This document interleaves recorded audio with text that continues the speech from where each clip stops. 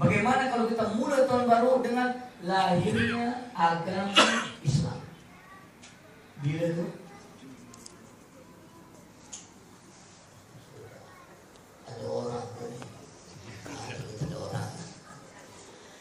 Bila Muhammad diangkat menjadi Nabi dan Rasul? Bila agama Islam lahir? Malaysia lahir tahu?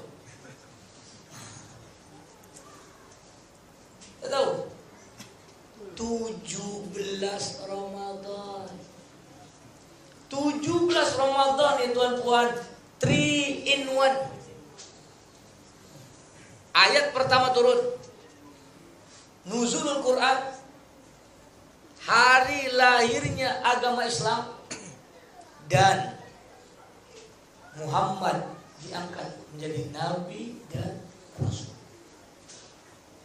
17 Ramadan ini ada 3 peristiwa dalam satu yang mainan. Cuma ialah kita yang ingatnya nomor 1 ya. Yang kita ingat nuzul dalam nuzul Quran tuh ada 2 lagi sebenarnya. Agama Islam lahir, Nabi diangkat. Baik. Ketika cadangan yang kedua diajukan oleh Khalifah Umar kepada peserta mesyuarat waktu itu, Sayyidina Utsman yang angkat tangan. Tadi Sayyidina Ali. Utsman kata apa? Ya Khalifah, jangan sambut tahun baru dengan diangkatnya Muhammad. Kami mohon. Apa Utsman punya hujah? Umar kata, kenapa? Kan ini tidak ada kena-mena dengan agama yang lain. Ini hanya Nabi Muhammad saja. Kan bagus. Agama Islam lahir, tahun baru Islam lahir, kan dua-dua ngam. Dua-dua sama lahir. Betul ke tak? Turun wahyu pertama, tahun baru Islam pun datang. Utsman punya hujah. Ya Khalifah, kita tahu Islam bukan agama Muhammad. Islam bukan ajaran Muhammad. Islam bukan doktrin Muhammad. Tetapi Islam adalah agama Allah yang disampaikan oleh Muhammad. Muhammad dalam Islam, ia hanya sebagai Rasul, pesuruh, penyampai risalah Allah, bukan pemilik agama. Takut nanti orang terkeliru memahami Islam dan Muhammad dengan disambut tahun baru Islam dengan diangkatnya Muhammad. Nanti orang akan berpikir Islam adalah agama Muhammad. Mohon wahai Khalifah, jangan sambut tahun baru Islam dengan diangkatnya Muhammad. Masya Allah. Lagi sensitif. Tuh, nak gambarkan pada kita bagaimana sensitifnya orang zaman dulu terhadap akidah Islam, terhadap syariat Islam. Yang kita sekarang, maaf tuan-tuan, puan-puan, langsung sensitif. Apa dia? Dikongsinya perayaan agama sama-sama. Anda ingat lagi? Waktu itu Majelis Fatwa Kebangsaan Persatuan Ulama Malaysia bagi nasihat orang yang di atas, jangan sambut sama-sama, nanti orang terkeliru. Tapi nampak gayanya tak didengar nasihat. Terus anak kata tak heran, dan jangan salahkan kalau Islam sekarang terhina sebab kita sendiri yang suka menghina. Jangan salahkan kalau Islam sekarang ini ya diinjak karena kita sendiri yang suka menginjak. Kenapa? Dia berujar apa? Ustaz, kan namanya kongsi raya, kongsi pacai itu kan bukan agama Buddha, itu tradisi orang Cina. Betul tak? Oke, kongsi pacai selamatlah itu. Oh, Cina punya pasal. Cina Islam ke, Cina Kristian ke, Cina Hindu ke, Cina Buddha ke. Kalau tahun baru Cina memang dia sambut semua. Oke, tak ada kena. Tapi Depa Raya, Depa Wali Raya, Depa Raya kan istilahnya kan, itu ada kena-mengena dengan agama mereka. Nah kata syirik nanti kita marah, nah kata kafir kita menanti. Tapi itu hukum dalam Islam, tuan-tuan. Man tashabbaha biqaumin fahuwa minhum. Siapa yang menyerupai agama lain, maka kita adalah bagian daripada agama tersebut. Bukan kecil punya hukum. Tapi nampak gayanya orang sini menganggap benda itu kecil. Ini yang tersedih. Jangan salahkan. Kalau anak cucu di bawah kita nanti, apabila sama hari raya jatuh pada hari yang hampir sama, selang sehari dua, sama-sama tak ada rasa bersalah, sebab kita yang sudah memula dan mengajar terlebih dahulu. Boleh paham? Tolong jangan salahkan. Kalau kita tak bagi pembetulan sekarang, kita tak bagi correction sekarang, mungkin ia akan berlangsung berterusan. Sebab maaf, budaya kita ni, orang kita ni suka meniru.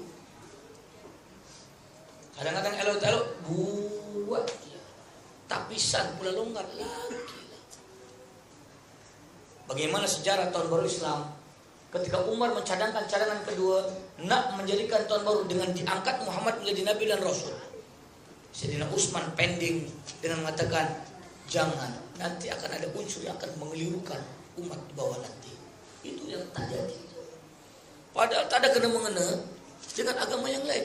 Cuma takut orang terkeliru. Nanti sambut tahun baru dengan lahirnya agama Islam. Takut-takut Islam milik Muhammad. Baik, singkatnya cerita, pendapat yang kedua pun ditolak. Nah, barulah yang ketiga. Pendapat yang ketiga, bagaimana kalau kita mula tahun baru Islam dengan hijrah? Ketika pendapat yang ketiga diajukan, semua peserta pakat angkat tangan. Kalau ini yang jadi tonggak sejarahnya, kami bersetuju. Tuh, tuan-tuan, asal mula sejarah dari mana lahirnya tahun baru Islam dengan hijrah Nabi. Ketika sepakat tahun baru Islam bermula dengan hijrah, timbul soalan. Apa soalannya? Hijrah ini kan tidak sekali. Hijrah ini kan bukan setempat. Tanya dengan tuan-tuan, hijrah ini berapa kali? Hijrah dalam Islam ada berapa kali? Ada orang Mekah ke Madinah. Ngaji dekat Tamisa. Berapa kali hijrah? Banyak kali. Berapa tempat? 3 tempat. Baik, kali banyak sangat. Tapi kali ini ceritanya nanti panjang. Tempatnya sajalah. Tolong diingat, kalau perlu dicatat. Kalau tuan-tuan berbicara tentang mal hijrah, kalau ustaz nak cerita tentang hijrah, pasti 3 tempat hijrah akan disebut. Yang pertama, pada tahun ke-5 kenabian. Umur Islam baru 5 tahun. Tercatat dalam sejarah terjadinya hijrah yang pertama ke kota Habsyah. Nabi tak pergi. Nabi hanya mengarahkan menantunya saja. Siapa menantu Nabi? Tak tahu. Ya Allah. Menantu Dolah Badawi tu. Tak tahu juga apa ya. Siapa menantu Nabi? Utsman bin Affan. Ali masa itu masih bujang terang-tang-tang lagi. Kepergian Utsman diiringi oleh istri. Siapa istri Utsman? Tahu? Istri Datuk Seri Najib tahu? Tahu? Istri Utsman namanya Ruqayyah binti Muhammad. Tuan-tuan yang main tahiyat 15 kali kita sebut, tuan-tuan. Ya, sekali tahiyat Allahumma shalli Muhammad, 2 kali, tahiyat awal sekali, kali 15 kali. Oh ya, tak lepas tahu kayaknya. Cerah masa depan Nabi. Ya Allahumma shalli ala Sayyidina Muhammad wa ala ali. Ali itu mana? Family. Utsman diarahkan oleh Nabi untuk berhijrah ke Habsyah dengan membawa 15 orang. Ini tonggak hijrah pertama. Pada bulan Sya'ban. 2 bulan kemudian terjadilah hijrah yang kedua ke negeri yang sama, ke kota Habsyah. Yang memimpin hijrah kedua adalah sepupu Nabi. Siapa sepupu Nabi? Jangan Ali pula. Ja'far bin Abi Thalib. Ja'far membawa 83 orang.